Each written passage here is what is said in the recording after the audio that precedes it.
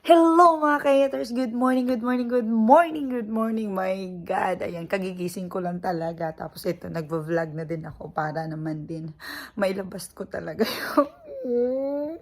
Alam nyo ba yung napanaginipan ko si Dustin kagabi? Pati si Bianca. Grabe, malala na talaga to dahil sa panaginip ko, kasama ko na talaga sila. Diyos ko po, pero hindi.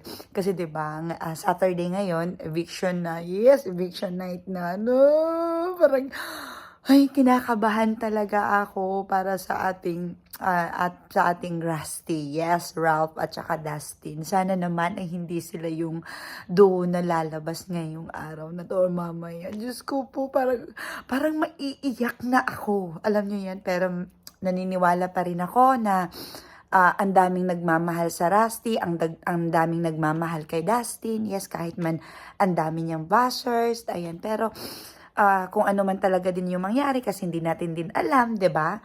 Si Lord lang talaga din ang nakakaalam sa lahat kung mananatili pa ba din si Rusty sa bahay ni Kuya or hindi, gano'n lang. Pero kahit ano naman is continue pa naman din yung pagiging artista nila, 'di ba? So, kumbaga temporary lang tong PBB season nila.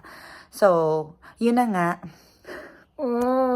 Pag-pray na lang natin, support na lang natin hanggang dulo, Dasbia, ayan.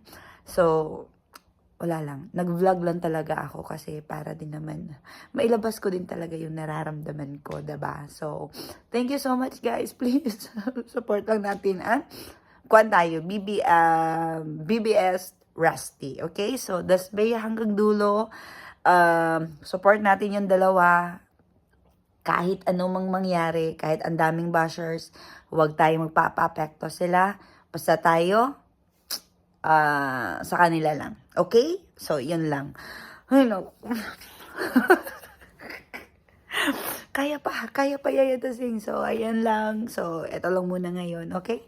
So, bye everyone! Ayan, bye yayaters! Supportan tayo. That's me, yeah, BBS Rusty, yon. So, bye everyone! Thank you so much for watching. This is your Yayatis Antonio, the Queen of the Yayas. Bye!